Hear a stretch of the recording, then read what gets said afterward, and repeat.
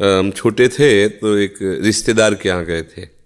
गर्मियों की छुट्टी में बच्चे जाते हैं ना अपने संबंधियों के यहाँ, 1 महीना की छुट्टी होती है तो वही घूमने का अवसर मिलता है, तो परिवार के सदस्य जन छूट दे देते हैं, बहन के यहाँ, मौसी के यहाँ, मामा के, ऐसे।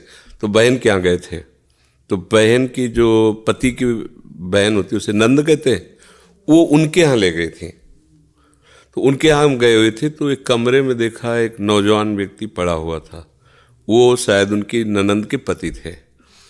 तो उनको पता नहीं क्या लगा, भगवान की प्रेरणा, हम तो बच्चे ही थे, तो हमें बुलाया, ऐसे नज़दीक गए तो रोने लगे। उनका बच्चा अब हमारी कोई बात नहीं सुनता तो हमें मन में है आपसे बता दें, तो शायद हमें भगवान उदाहरण देना चाहते होंगे इसलिए सुनवाया होगा, नहीं तो हम बच्चा थे, उनका कोई सपोर्ट तो कर ही नहीं सकते थे।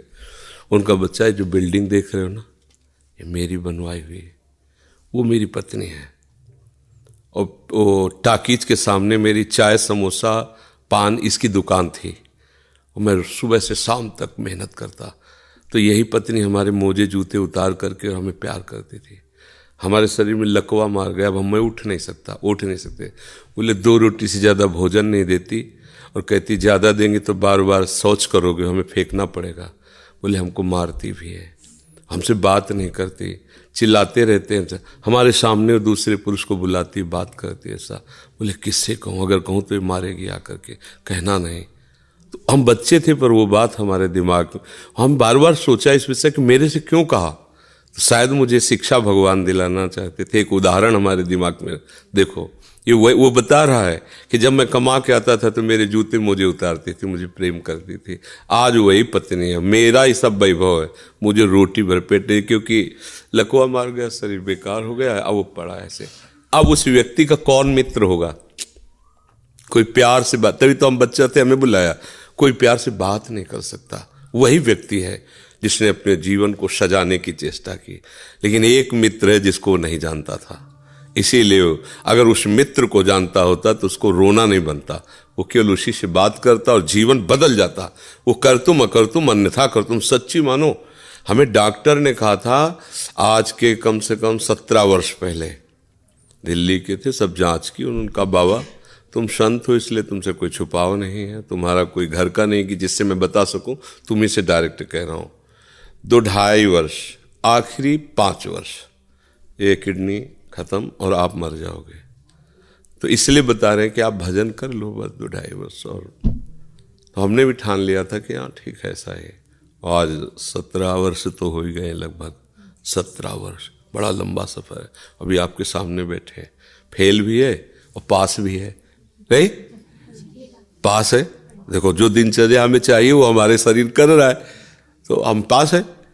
और फेल इसलिए कि संसार की दृष्टि से वो किडनी फेल है।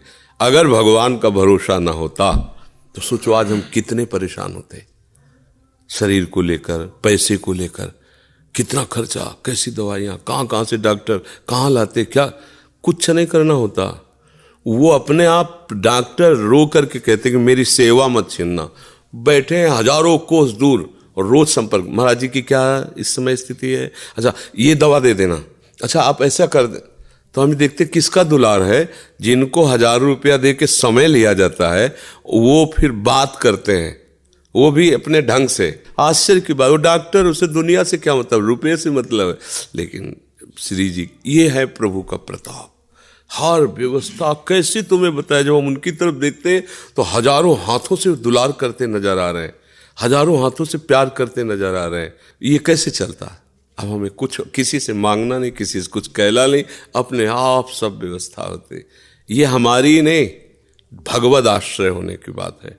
अगर भगवद आश्रित नहीं हो तो वो अमल पत्नी होती, बच्चे होते, किसी के काम की तरह नहीं गए थे, तो क्या कहते, तेरे दिन इसे 4-5 हजार रुपये डायलिसिस के लिए चाहिए, दवाइयाँ चाहिए, भगवान उठा लो, ऐसे कह, पूछ लो भगवान इनको, वो कहती है इनको पूछ लो।